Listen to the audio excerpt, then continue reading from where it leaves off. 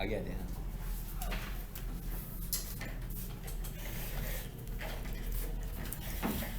ये हमारा पहला टॉपिक है, इसमें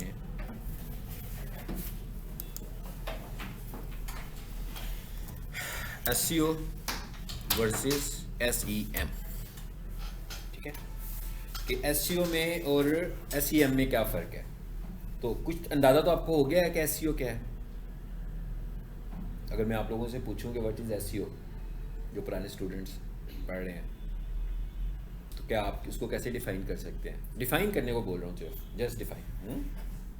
एसईओ करनी नहीं है, एसईओ क्या है, ताकि आपको पता हो ना कि आपने एसईओ में करना क्या है। अगर मैं कहूँ आप थोड़ा सा एसईओ को डिफ़ाइन करें। सर हमने कीवर्ड्स को अपने कंटेंट में यूज़ करके अपनी वेबसाइट को रैंक करवाना। गुड, वेरी गुड, बहुत अच्छा इन्होंने डिफ़ाइन किया कि अपने कीवर्ड्स को अपनी वेबसाइट के कंटेंट में इस्तेमाल करना है हमने, चाहे वो कंटेंट टेक्स्ट की फॉर्म में है, चाहे वो कंटेंट इमेज की फॉर्म में है। तो इसकी वजह से हम क्या करते हैं कि दूसरी वेबसाइट की निस्बत टॉप पर आ जाएंगे।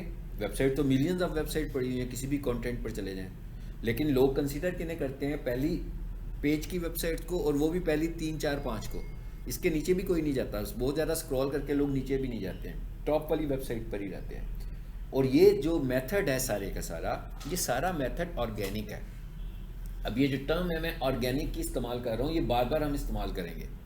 एक टर्म हम इस्तेमाल करेंगे ऑर्गेनिक और एक टर्म हम इस्तेमाल करेंगे पेड। तो जब हम ऑर्गेनिक की बात कर रहे होंगे तो इसका मतलब ये होगा कि हम कह रहे हैं कि हमने पैसे लगा के नहीं कुछ करना, बल्कि पैसों के बगैर कुछ करना है।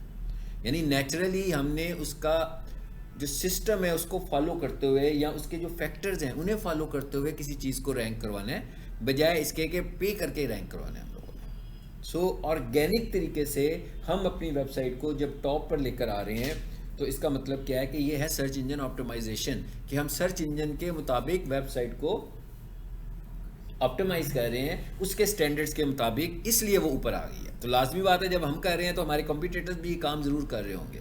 तो जो लोग कंपटीशन में होंगे, इसका मतलब क्या होगा? वो ऊपर होंगे। जो ज़्यादा अच्छा काम कर रहा होगा वो ज़्यादा ऊपर होगा, जो थोड़ा सा कभी बीच में गैप ले आएगा, ठीक है, वो नीचे चला जाएगा।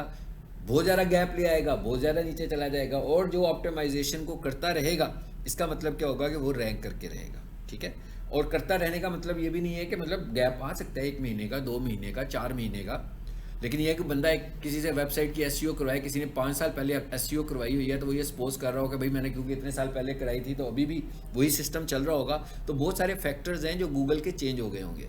तो जब तक आप उनको अडॉप्ट नहीं करेंगे, उन स्टैंडर्ड्स को, उन फैक्टर्स को अडॉप्ट नहीं करेंगे, अपनी वेबसाइट पे अप्लाई नहीं करेंगे, तो आपकी वेबसाइट तो रैंक नहीं करेगी। ठीक है, ये तो हो गया एसईओ। अच्छा, व्हाट इज एसईएम?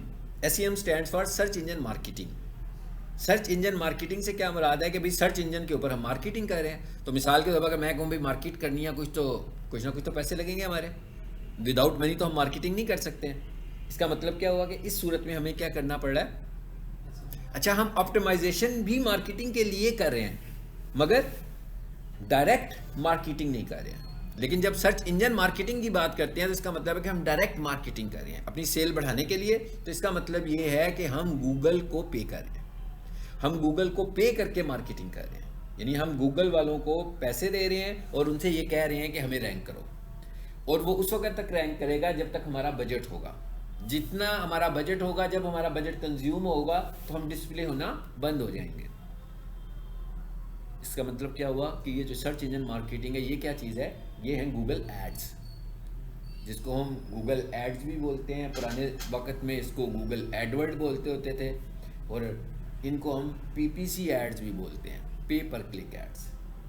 यानी कि हम किसी को दिख रहे हैं, वो उसे क्लिक करता है, उस क्लिक के अगेंस्ट हमें चार्जेस पड़ते हैं। तो ये हमारा अलहदा एक मॉड्यूल है जो हमने पढ़ना है इसके अंदर। यानी कि उसका एसईओ के मॉड्यूल से कोई ताल्लुक नहीं है, ये बिल्कुल इंडिपेंडेंट एक मॉड्यूल है, जिसको हम कहेंगे ना सर्च इंजन मार्केटिंग, जिसमें हम गूगल एड्स को पढ़ रहे होंगे, तो ये बिल्कुल अलहदा मॉड्यूल है। ठीक है, अब हम वापस आ जाते हैं एसईओ के ऊपर। ठीक है, जहाँ से हम लोगों ने अपनी बात को शुरू करना है। अब हमारी बात यहाँ पे शुरू कहाँ से होती है? यहाँ पर जो हमारी बात शुरू होती है वो हमने बात शुरू करनी है जी कहाँ से? अपनी कीवर्ड से। क्योंकि जब तक कीवर्ड्स नहीं डिफाइन होंगे उस वक्त तक तो बात नहीं बनेगी।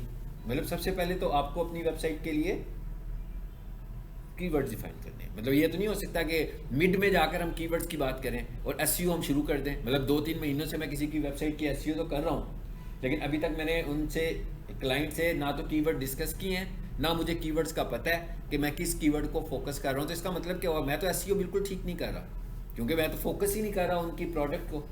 कीवर्ड्स मिलेंगे तो प्रोडक्ट फोकस होगी, ठीक है। अच्छा, अब कीवर्ड्स के लिए हमें क्या करना है? कीवर्ड्स के लिए हमें क्या करना है?